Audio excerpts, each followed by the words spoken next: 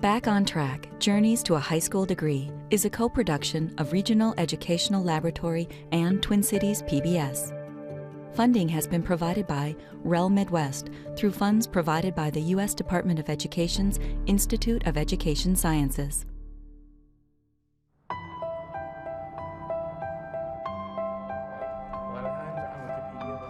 Dana, Abraham, Sophia, 3 Minnesota high school students who nearly lost their way. One area that you were your strongest. But it wasn't the end of their story.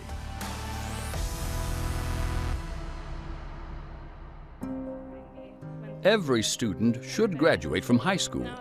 It's an easy goal to say, and yet, no state in the country has achieved a perfect graduation rate. There's a great deal of research out there. We've got 30 years of information now about what to do, but in the school business we have a tendency to want quick outcomes, and if you think about the graduation rate, students typically drop out in the 9th grade, and yet the graduation rate doesn't show up for 3 more years until that class of students hits 12th grade. So a graduation rate is actually a lagging indicator of something that was done 3 to 4 years ago. Over the next half hour, we're going to learn about educational programs in Minnesota aimed at students who have dropped out or are considering dropping out of high school. I started skipping a lot. I didn't care. I pretty much shut everyone out. These programs challenge at-risk students to earn college credit while still in high school. They also represent a shift in the traditional thinking surrounding post-secondary enrollment options. And 3 Minnesota students have offered their personal stories to prove just how effective these programs can be.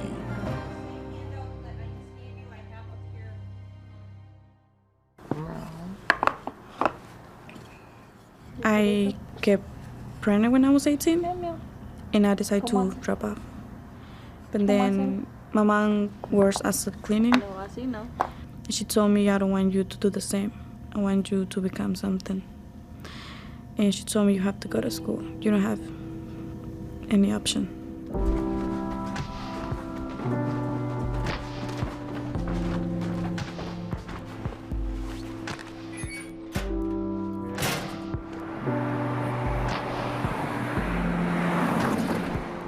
Well, we're in South Minneapolis. We're at a small program that is specifically geared for teen mothers or expected mothers.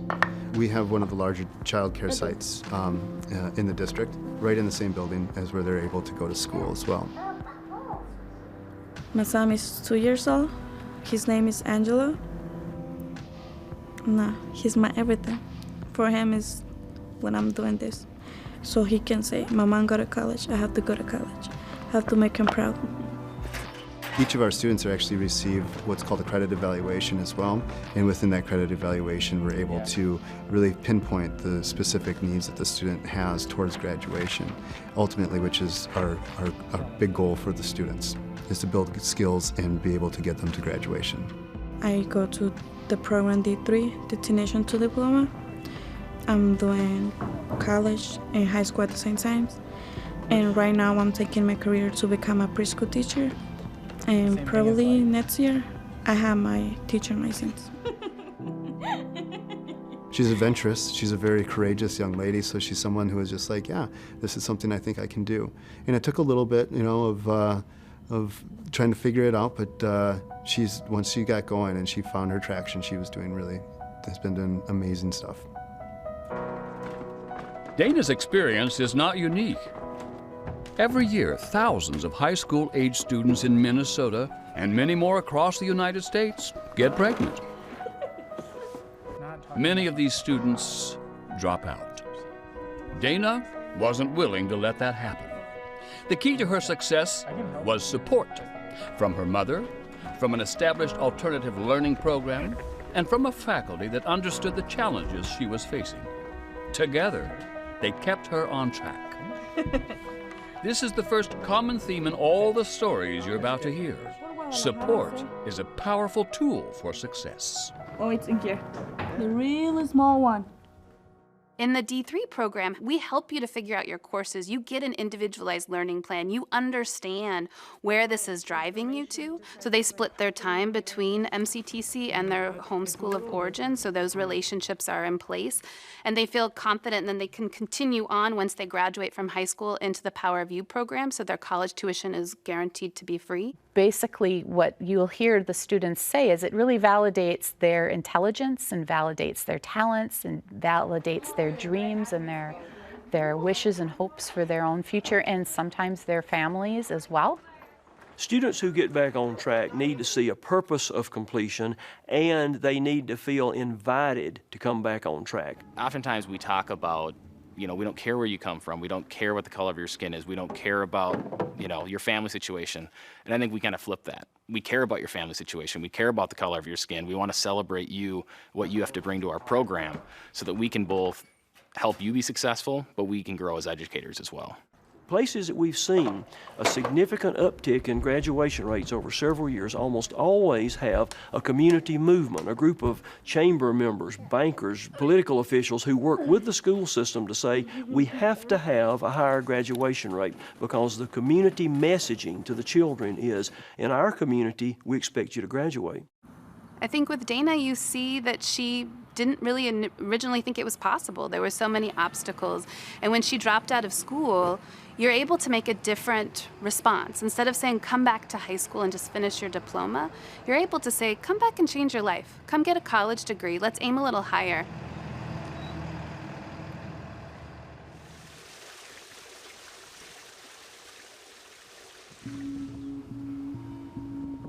I was born in Dallas, Texas. I don't remember much of it. I moved here when I was 5. I grew up mostly in the metro area, like in St. Paul. On the phone interview, I told the lady about an experience I had my freshman year, how I got jumped for telling a teacher that some kid was getting bullied. Those same kids jumped me, and nothing was done about that, so I kind of avoided school from then on. That's what kind of started everything. That's what started all the problems, basically. It was the bullying. I'm a firm believer the reason students dropped out, it has nothing to do with their academic attributes that they had, or they had some issues with behavior perhaps, or being the wrong person in the wrong place. They basically just wanted me to go back to school the same next day after they jumped me, and go back to the bus stop, get on the bus with those kids, go back home with those kids. Yeah, I didn't feel safe, and yeah, there was just a lot of instances where I didn't feel safe in the school that I was going to. Gateway College program is a wonderful program to keep the students on track for them to graduate from high school, at the same time earn some college credit toward the intended program of a study or the major. We work with a number of high schools. We receive students who are actually dropped out of high school. We try to bring them back in here. So this is under materials content. Once those students are recruited, they're basically in a high school/college setting. The change in environment here, it took out that component from the high school experience. No drama, just everyone doing their best to graduate and do good. We work in an alternative school model, and the goal is to keep the students on track so they can persist, graduate on time with their high school diploma, as well as earning potential college credit. I never planned on going to college. I just planned on graduating high school, but I didn't, like a year and a half ago, that wasn't a big possibility. It was, chances were pretty low that was gonna happen. So this made it really possible. At the college setting, they're engaged, both academically and socially. We treat them just like college students. They have college IDs.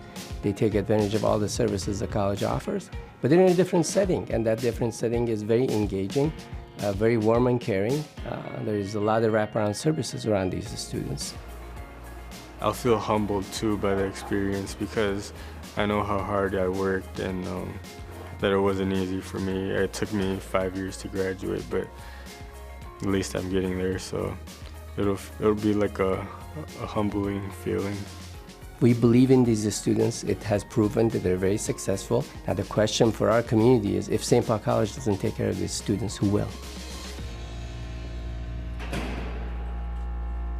Abraham and Dana have much in common. They both speak English as a second language. They both have struggled financially, and they both encountered challenges that made it difficult for them to succeed in a traditional high school. Their stories also have important differences, and they needed different types of support to be successful.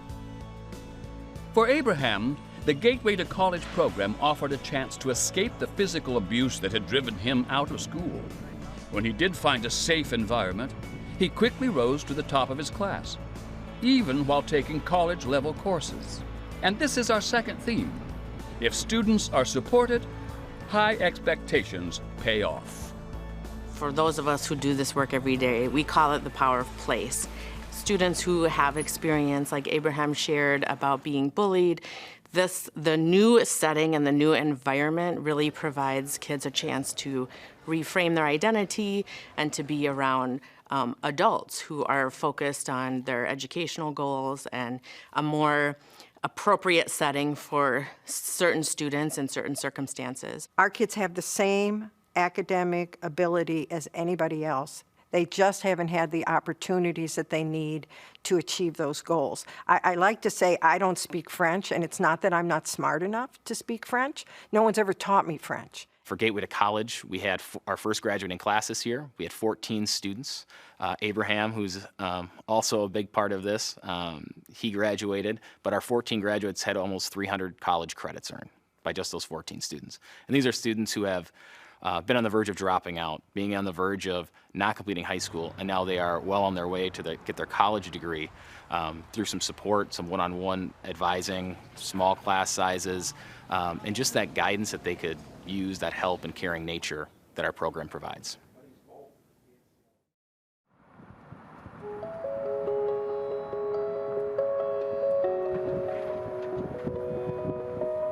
I went through a lot of mental health issues in the past. I struggled with depression and anxiety and an eating disorder.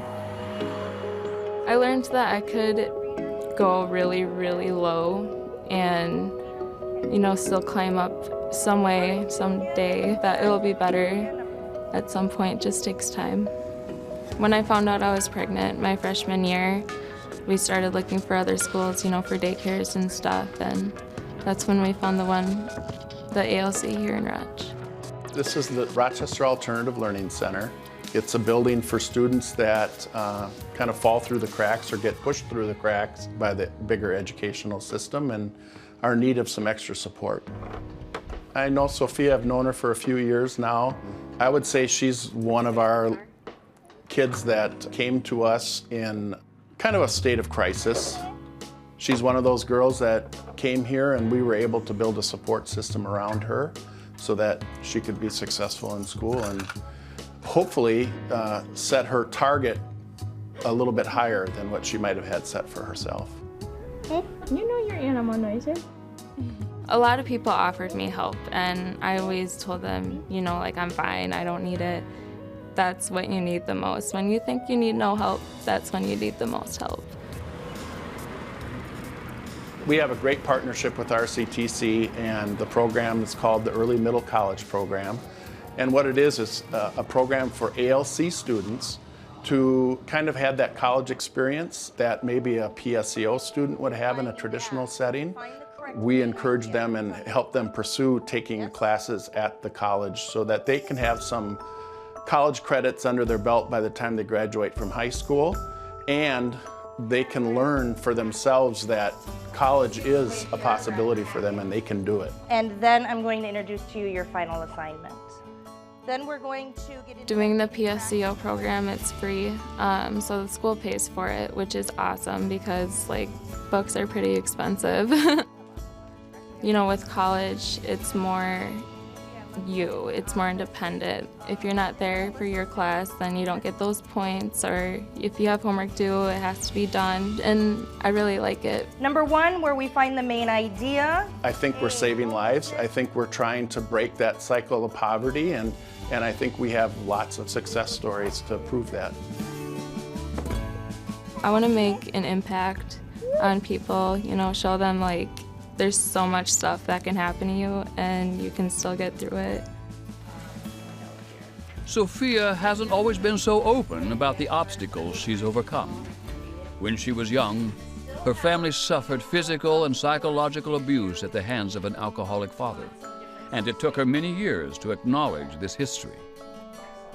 However, she found the courage to ask for help.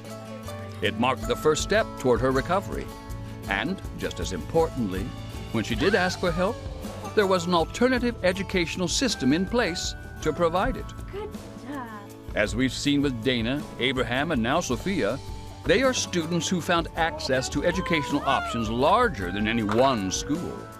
They found a collaboration between high schools, community colleges, counselors, teachers, fellow students, and even more broadly, the educational policies of the state of Minnesota.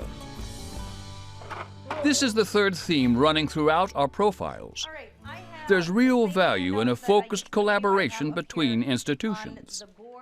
The National Dropout Prevention Center over the years has established something called the 15 Effective Strategies for Dropout Prevention. One of the first foundational strategies is what we call systemic approach. What it means is that the school system must systemically, across the school system, own and take responsibility for the graduation rate. And very few elementary principals can tell you the graduation rate of their high school that they feed into. It's a continuum, and students start to exhibit risk factors and have issues such as inability to read in the early grades that impede their graduation and their success at the later grades. I think one of the greatest things that's come out of these partnerships is that higher education and secondary schools are sitting down together to talk about what is our shared responsibility here in student success and what do we need to provide for this specific type of student. What are their needs and what can we provide that's going to support them to be in the best possible place? I also think it takes a collective impact of many agencies and parties all working together. So it doesn't even become just an education issue anymore. It really becomes a social issue. When a student gets an F in a class, a student leaves our program, it's not that student failed. It's what could we do different in the future to provide the supports needed and change to support our students so they don't fail. Oftentimes education is the only business that we can fail 60% of our customers, 60% of our clients in a class, and we're asking the student to look in the mirror as opposed to us as the person providing a service. The impact is on more than just the students that are in the program. Almost universally, people have told us that just seeing that one of their classmates is doing this has changed the climate and expectation, the culture of all the students in the building. Kind of like a, well, if you can do it, maybe I can do it too.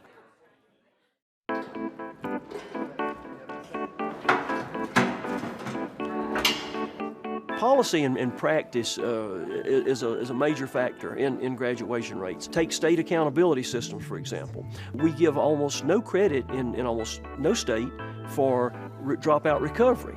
If a school goes to the effort to recover a dropout, bring them back in and help them complete, they typically don't count toward their higher graduation rate. They've already counted against the graduation rate. Now they don't count in favor of it. So it's actually a disincentive sometimes by policy for schools to recover dropouts.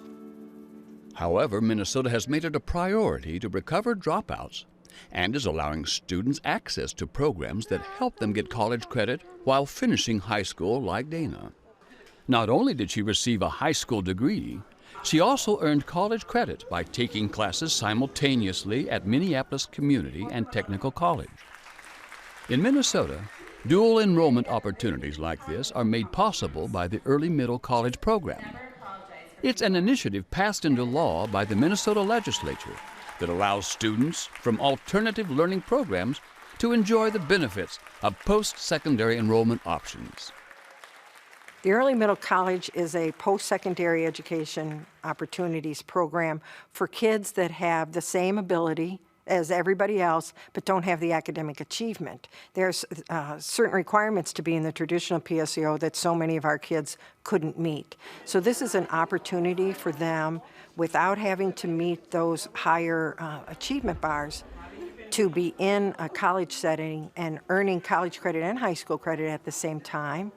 And we can go year-round. We can go in the summer, we can go in after school, we can go in the intersession, because the state of Minnesota has provided funding for students that are in our alternative programs to have that extra time that they need. The early middle college legislation allows that access door to be opened up to another group of students to provide them an opportunity to get not only their credit that they're behind in, but at the same time they're also getting college credit. In the state of Minnesota, about 80 to 90% of the kids that participate in PSEO are white middle class families. And this law that changed basically freed it so that more kids of color, more kids from socioeconomic backgrounds that have not traditionally been accessing PSEO finally have a ramp to get the free gifts of free college for the state of Minnesota. So when they finish, they not only have their high school credential, they already have a leg up in their college career by having anywhere from a few credits to 2 years worth of college credits that they then can articulate right into a post-secondary setting or get that credential and go right into the job.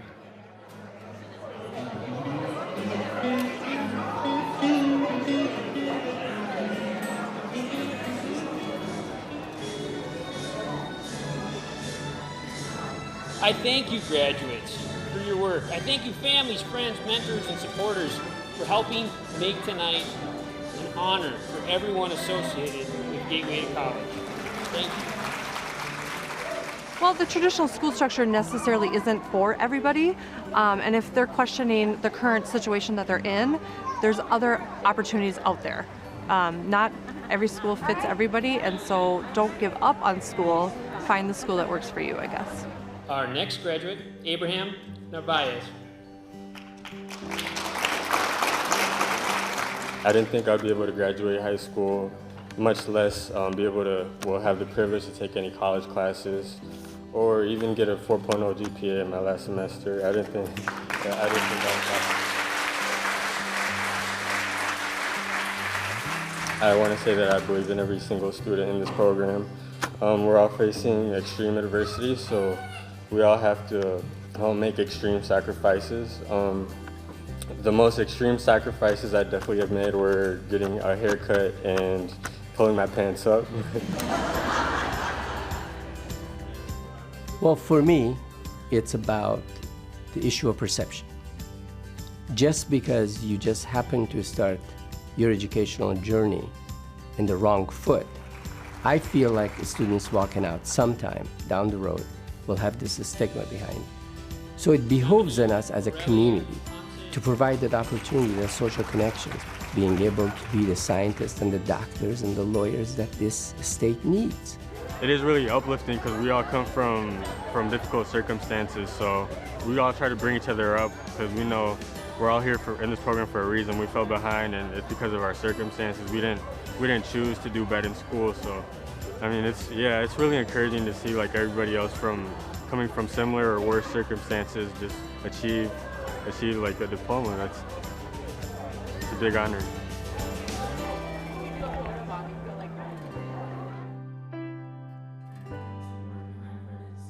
A couple of things that all of our staff have talked about with Abraham is he's relentless. So I think when the switch went off, then he started to believe in himself, and he believed that he was going to make this opportunity work. It just went because he has the academic skills to be successful. You know, he was a former honor student. He has been extremely successful in his college courses. And so really it's how do we support his intrinsic motivation? Navigating the college experience for anyone is challenging, let alone high school students. And that's one of the biggest things we do is someone like Abraham, who's got all these academic skills, how do we help him navigate the college world?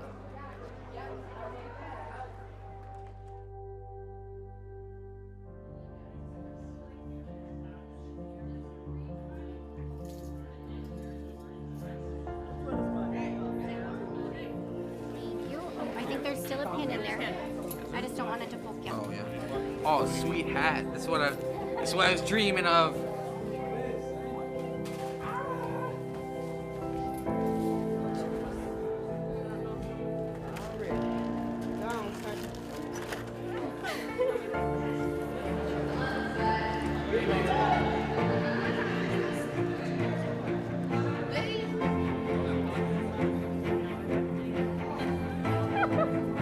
I need a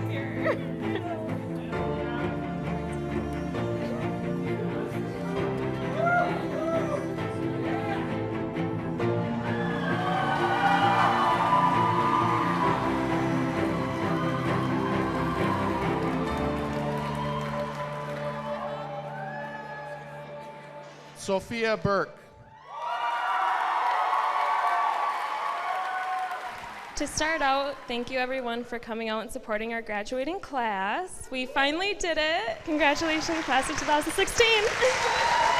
So programs like this represent a family in education, and I think that we do a disservice by separating those two. When we have a community and a family that comes together and we bring that with their learning experience, from the educator standpoint, I think that we need to talk about teaching differently, teaching that's meaningful and teaching life skills. Our kids are incredibly resilient, and I think we need to utilize that more. We need to teach our students first that they have these strengths and that they are capable and they are strong. Even if they maybe haven't excelled at academics, they still bring amazing strengths to the table. It's really nice because, like, when I went through that hard patch, I never even saw myself to this point or even having a future ahead of me. And now it's plain and clear, and I know what I kind of want to do, and I know my path I want to go on. So it's really exciting. All of the stuff she's been working towards, she can finally take a big breath and be like, it's over with, you know, like I get to move on from here. And I'm really excited just to see her kind of like be done with that. Let people help you. Don't stray away from your problems. Actually deal with them, because otherwise it's just going to follow you. And be the light in the world that you want to see.